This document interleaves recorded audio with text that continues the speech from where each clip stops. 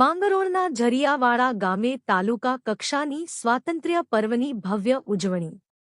ધ્વજવંદન, શ્રેષ્ઠ કામગીરી કરનાર કર્મચારીઓ શિક્ષકોનું સન્માન, સાંસ્કૃતિક કાર્યક્રમ, વૃક્ષારોપણ સહિતના કાર્યક્રમો યોજાયા. માંગરોળ તાલુકાના ઝરિયાવાડા માધ્યમિકના પટાંગણમાં તાલુકા કક્ષાનો 80મો સ્વાતંત્ર્ય દિવસની ઉજવણી કરાઈ, જેમાં મામલતદાર વૈભવીબેન મોરીના વરદહસ્તે ધ્વજવંદન કરાયું હતું.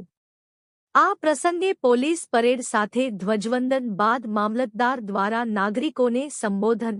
તાલુકામાં શ્રેષ્ઠ કામગીરી કરનાર કર્મચારીઓ શિક્ષકો વિદ્યાર્થીઓનું સન્માન તથા બાળકો દ્વારા રજૂ કરાયેલ વિવિધ સાંસ્કૃતિક દેશભક્તિની કૃતિઓ પણ સૌએ નિહાળી. કાર્યક્રમના અંતે એક પેડ માં કે નામ અભિયાન અંતર્ગત વૃક્ષારોપણ પણ કરવામાં આવ્યા હતા. આ કાર્યક્રમમાં મામલતદાર, તાલુકા વિકાસ અધિકારી સહિત વહીવટીતંત્ર, તાલુકા પંચાયત વિભાગ, પોલીસ વિભાગના અધિકારીઓ, કર્મચારીઓ, સરપંચો, શિક્ષકો, વિદ્યાર્થીઓ તેમજ આસપાસ ગ્રામજનો ઉપસ્થિત રહ્યા હતા. બ્યુરો રિપોર્ટ નરસિંહભાઈ ખેર, SS ન્યૂઝ, માંગરોળ. આજરોજ માંગરોળ તાલુકાના ઝરિયાવાડા ગામ ખાતે તાલુકા કક્ષાના સ્વતંત્રતા દિવસ પર્વની ખૂબ ઉત્સાહભેર અને જોરશોરથી ઉજવણી કરવામાં આવી.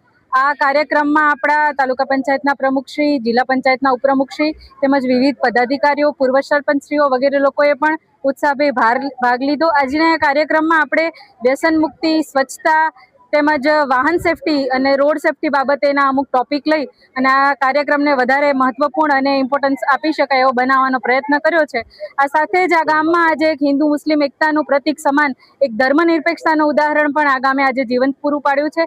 આ સાથે જ ખૂબ સારી રીતે, સુંદર રીતે અને આયોજન રીતે આ તાલુકા કક્ષાનો આજે કાર્યક્રમ છે અત્યારે ઝરિયાવાડા ખાતે પૂર્ણ કર્યો છે. ધન્યવાદ. વધુમાં આ કાર્યક્રમના અંતે આપણે ગ્રામ પંચાયત કચેરીને 5 લાખના વિકાસના કામો માટેના ચેકનું અર્પણ પણ કરેલું છે, જેથી ગામનો સર્વાંગી વિકાસ થઈ શકે. સાથે જ એક પેડ માં કે નામના અભિગમ સાથે તમામ મહાનુભાવશ્રીઓએ અત્યારે આપણા પટરાંગણમાં વૃક્ષારોપણ કરી અને પર્યાવરણ જતનનો પણ એક અભિગમ સાર્થક કર્યો છે. ધન્યવાદ.